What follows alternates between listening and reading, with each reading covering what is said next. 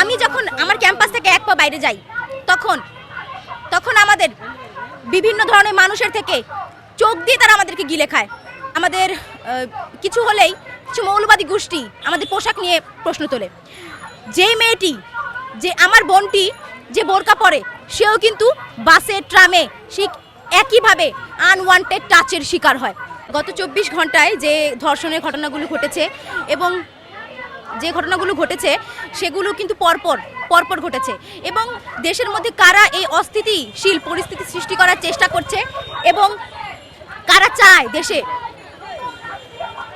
চায় যে দেশে এই ধরনের পরিস্থিতি সৃষ্টি হোক, আমরা কিন্তু সবাই জানি। আমরা তাদের কড়া হুঁশিয়ারি দিয়ে দিতে চাই যে আপনারা দেশে এই ধরনের কর্মকাণ্ডে চালাবেন না। দ্বিতীয়ত, আমাদের নারীদের পোশাক নিয়ে প্রশ্ন তোলা হয়। আপনি নিশ্চয় জেনে থাকবেন যে আমাদের কিছু হলেই কিছু মৌলবাদী গোষ্ঠী আমাদের পোশাক নিয়ে প্রশ্ন তোলে। যেই মেয়েটি, যে আমার বোনটি যে বোরকা পরে, সেও কিন্তু বাসে ট্রামে ঠিক একইভাবে আনওয়ান্টেড টাচের শিকার হয়। এবং তাছাড়া আমরা দেখতে পাচ্ছি আমাদের শিক্ষা প্রতিষ্ঠানগুলোতে নৈতিকতার অভাব, পর্নোগ্রাফি বেড়ে গেছে।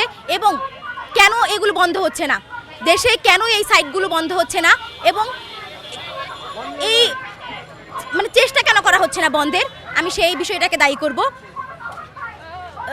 এটাই। আচ্ছা, আমি ক্যাম্পাসে থাকি নারী হিসেবে, কিন্তু আমি যখন বের হই তখন আমাকে বিভিন্ন ধরনের কাজ করতে হয়। আমার টিউশন করাতে হয়, আমার অ্যাক্টিভিজম করতে হয়, আমার বিভিন্ন ধরনের কাজ করতে হয়। আমি যখন আমার ক্যাম্পাস থেকে এক পা বাইরে যাই তখন আমাদের বিভিন্ন ধরনের মানুষের থেকে চোখ দিয়ে তারা আমাদেরকে গিলে খায়। এবং তাছাড়া আমাদের বাসে ট্রামে যাতায়াত করতে হয়, লোকাল বাসে, সেখানেও আমরা পুরুষের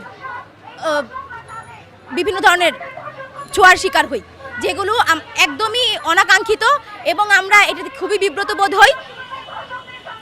ইভেন বাসের ড্রাইভার, বাসের কন্ট্রাক্টর, এদের দ্বারাও আমরা বিভিন্নভাবে হেনস্থার শিকার হই। আপনারা কয়েকদিন আগে জেনে থাকবেন যে আমাদের ইডেন কলেজ এবং ঢাকা কলেজ এবং এই বিশ্ববিদ্যালয় বানানোর যে প্রক্রিয়াটি চলছিল, তখন কিন্তু আমরা যখন ইডেন কলেজ, ঢাকা কলেজকে সংহতি জানিয়ে আমরা যখন বের হয়েছিলাম, তখন আমাদেরকে ঢাকা বিশ্ববিদ্যালয়ের তথাকথিত রাষ্ট্রের অক্সফোর্ডের যেই ছেলেগুলো, তারা আমাদেরকে সরাসরি বেদের মেয়ে জ্যোৎস্না বলে ওখানে নাচ গান করেছে।